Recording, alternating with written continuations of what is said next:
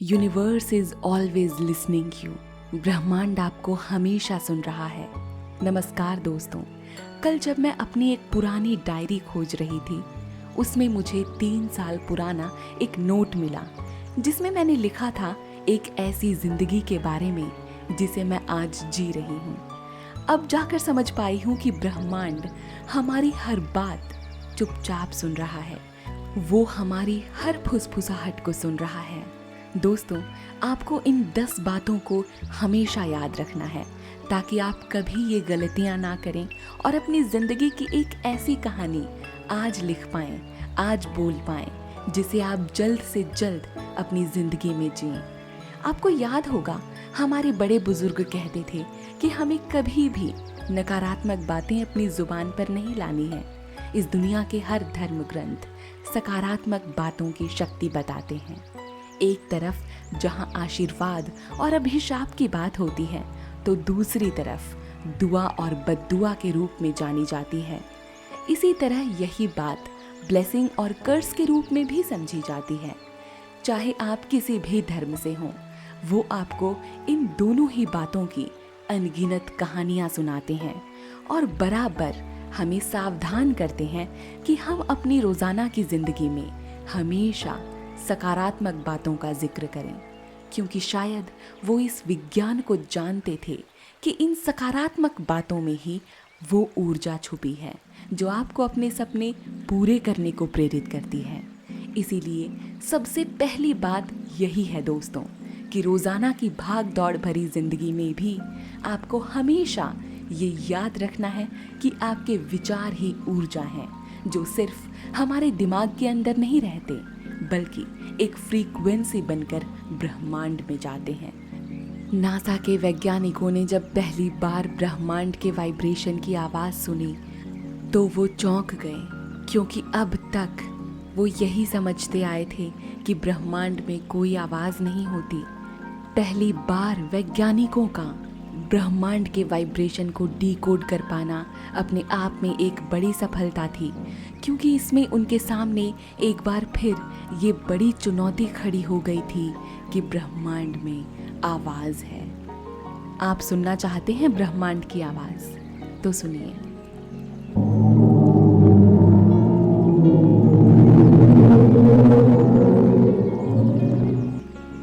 मैं शर्त लगाकर कह सकती हूँ कि एक पल को आपके रोंगटे खड़े हो गए होंगे।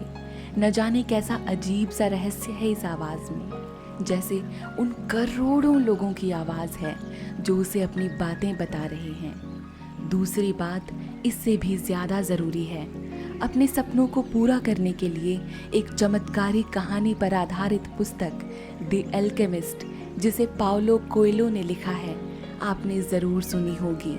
ये दुनिया की सबसे ज्यादा पढ़ी जाने वाली किताबों में से एक है, जिसमें लिखा है कि when you want something, all the universe conspires in helping you to achieve it। इसका साधारण सा यही मतलब है दोस्तों कि जब आप शिद्दत से किसी चीज को चाहते हैं तो पूरी कायनात उसे मिलाने में आपकी मदद करती है। दोस्तों, जब आप इस रहस्य का हिस्सा बनते हैं तो आप वैज्ञानिक पक्ष से अपने दिमाग का वो सिस्टम एक्टिवेट कर लेते हैं जो आपको सिर्फ उन चीज़ों पर फोकस करने में मदद करता है जो आपकी ज़िंदगी में मौजूद लाखों तरह के डेटा में से आपके काम की और आपके लिए सबसे ज़्यादा ज़रूरी है उसे फिल्टर करता है। इसे रेटिकुलर एक्टिवेटिंग सिस्टम कहते हैं। इस तरह जब आप फिल्टर्ड अपॉर्चुनिटीज़ पर फोकस करते हैं, यानी वो अवसर जिसे आपके दिमाग ने आपके लिए चुना है, उन पर ध्यान देते हैं, तो आपके लिए नए रास्ते बन जाते हैं और तब आप ये स्वीकार करते हैं कि ब्रह्मांड आपकी हर फुसफुसाहट को सुनता है। दोस्तों, तीसरी बात को इग्नोर मत कीजिएगा, क्योंकि एक बार ब्रह्मांड के रहस्यों का हिस्सा बनने के बाद अगर आपने इसे नहीं समझा तो शायद आपके सपनों का ताना बाना बिगड़ सकता है।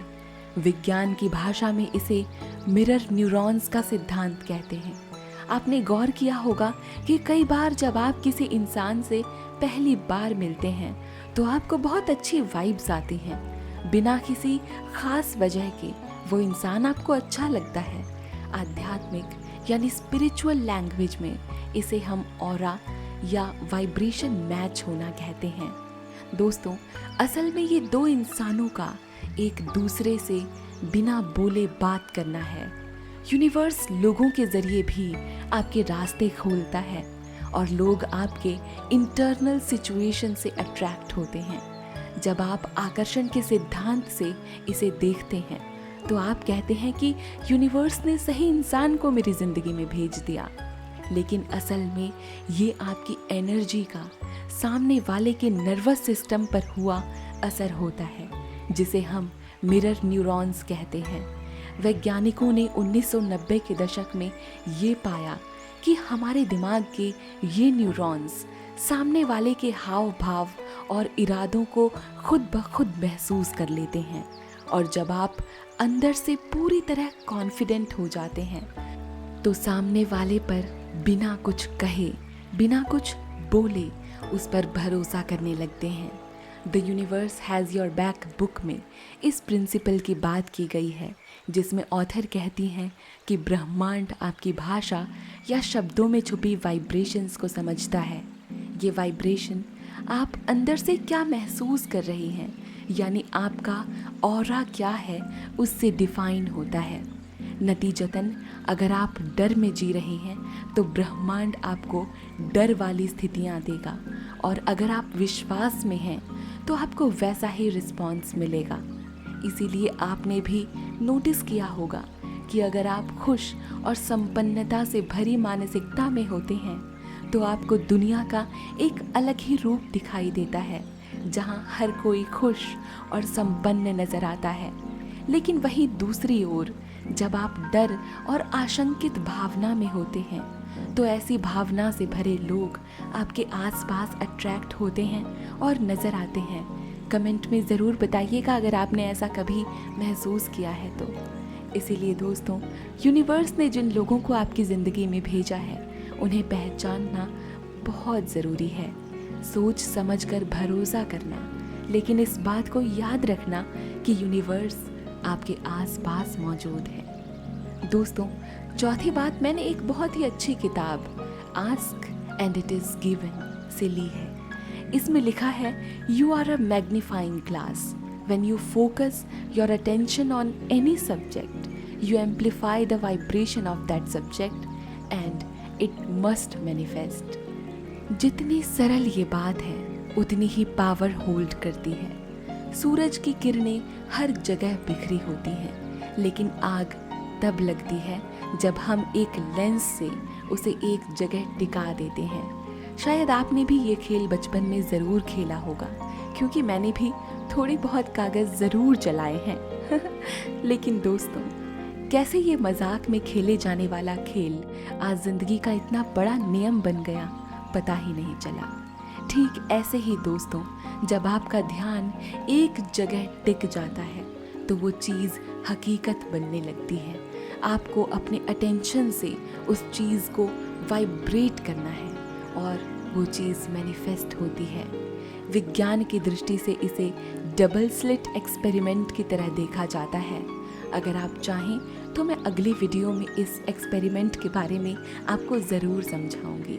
आप कमेंट बॉक्स में बता दीजिएगा। दोस्तों, अब बढ़ते हैं उस बात की ओर जो ब्रह्मांड खुद चाहता है कि आप जानें। किताब the 7 spiritual laws of success, जिसे दीपक चोपड़ा ने लिखा है, में कहा है कि जब हम किसी इच्छा को लेकर बहुत ज़्यादा पॉजेसिव या परेशान हो जाते हैं तो हम उसमें रुकावट डालते हैं। अपनी इच्छा को ब्रह्मांड के सामने रखिए और परिणाम की चिंता पूरी तरह छोड़ दीजिए। जैसे श्री कृष्ण ने कहा था कि सिर्फ कर्म करो और फल की चिंता छोड़ दो, और जब अर्जुन ने ऐसा किया तो पूरी महाभारत का विजेता बन गया। दोस्तों, मैं बस इतना ही कहना चाहूँगी कि एक बार जब आप ब्रह्मांड का हिस्सा बन जाएं तो उस पर भरोसा रखें। अगर मैं आपको साइंस की लैंग्वेज में एक्सप्लेन करूं तो जब आप किसी चीज़ को लेकर बहुत बेचैन या परेशान होते हैं, पॉजेसिव होते हैं, तो आपका शरीर स्ट्रेस हार्मोन रिलीज करता है और आपके नर्वस सिस्टम को क्रैश या ब्लॉक कर देता है।